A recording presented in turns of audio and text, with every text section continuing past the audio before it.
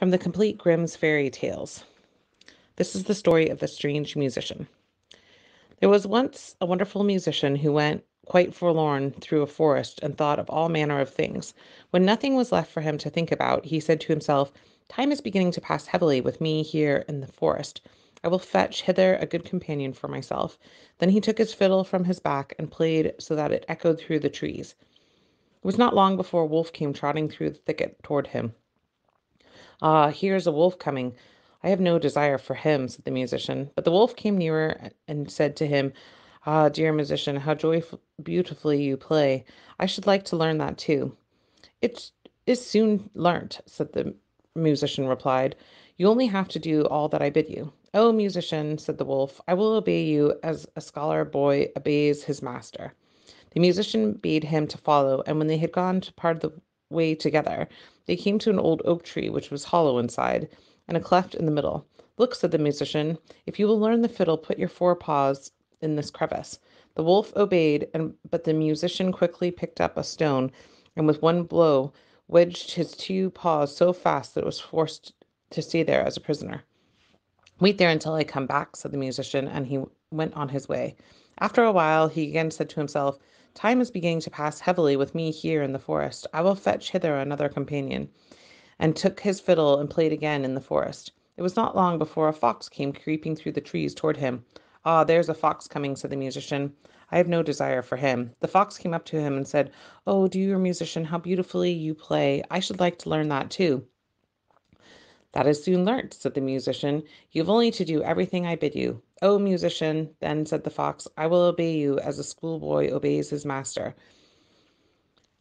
"Follow me," said the musician, and when they had walked to a part of the way, they came to a footpath with high bushes both sides of it. There the musician stood still, and from one side bent a young hazel bush down to the ground and put his foot at the end of it. Then he bent down a young tree on the other side as well, and said, "Now, little fox, if you will learn something, give me your front paw."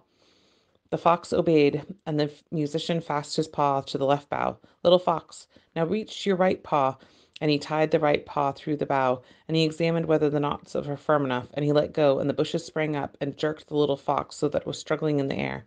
"Wait there till I come back," said the musician, and he went on his way. Again he said to himself, "Time is beginning to pass heavily with me here in the forest. I fetch neither hither another companion." So he took his fiddle, and a sound echoed through the forest. Then a little hare came springing toward him. "Ah, a hare is coming," said the musician. "I don't want him." "Ah, dear musician," said the hare, "how beautifully you fiddle. I should like to learn that." "That is soon learnt," said the musician. "You have only to do everything I bid you." "Oh, musician," replied the little hare, "I will obey you as a schoolboy obeys his master."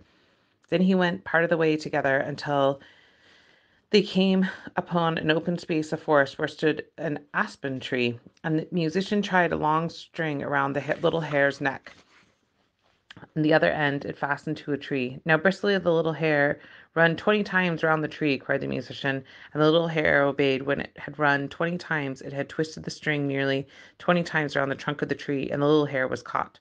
Let it pull and tug as it liked, it only made the string cut into its tender neck. "Wait here until I come back," said the musician, and he went on. The wolf in the meantime had pushed and pulled and bitten at the stone, and had worked so long that he had set himself free at liberty, and was drawn then once more out of the cleft.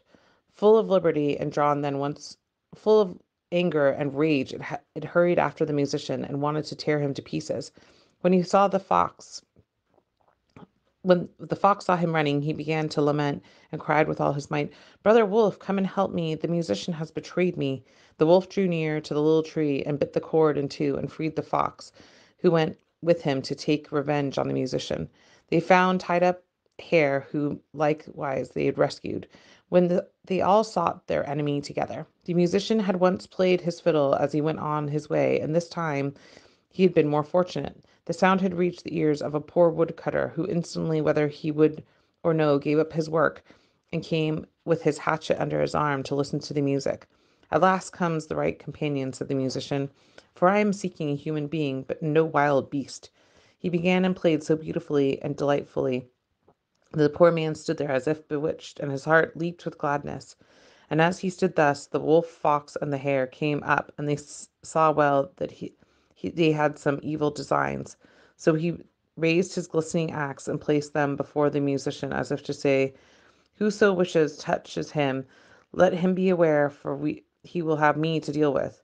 Then the beasts were terrified and ran back into the forest. The musician, however, played once more to the man out of gratitude, and then went onwards.